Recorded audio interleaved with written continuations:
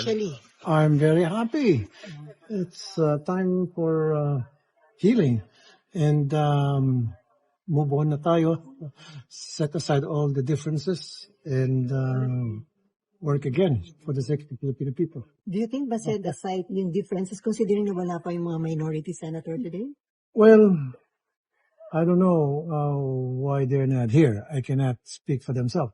Pero siguro baka hindi pa nila matanggap. Although si Senator Peter Cayetano, or Alan Cayetano, tanggap naman niya. I don't know dun sa iba. But anyway, we're extending our hands of reconciliation. Sana wag nilang damdamin yung mga nasabi, nagawa namin, and I apologize to the Filipino people dun sa mga nangyaring bickering in the past few days na witness natin lahat. Sana kalimutan natin yon at magtrabaho na tayo. Do you think magiging normal, maayos na yung operation ng Senate starting today? I hope so. Siguro naman, most of the senators sa minority, I know for a fact that some of them are decent, level-minded senators. So they'll come to the senses na kailangan makamove on na rin tayo alang-alang sa taong bayan at magtrabaho na. Ngayon, yung mga ayaw magtrabaho, nasa kanila na yun. Willing kayo mag-reach out sa kanila? Of course, dapat kami. Mag-reach out kami majority. We will reach out to them. Sir, balikin nga sila. I'm sorry? Nasaan yung mga minority?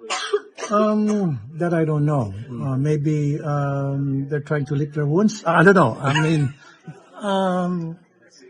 well, ginagawa naman talaga yan. And then makaka-recover sila. And this is my message doon sa mga taga-minority.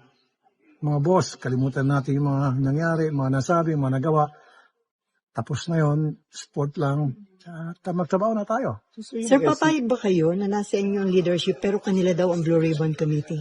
According to Senator Ako. Hindi pwede kasi kami na yung may bago na ano. Pero sir, madadagdagan pa Senator Joel, may susunod pa. I don't think so. Yung SC petition butin na yun. Yung SC petition butin na yun. Palagay ko.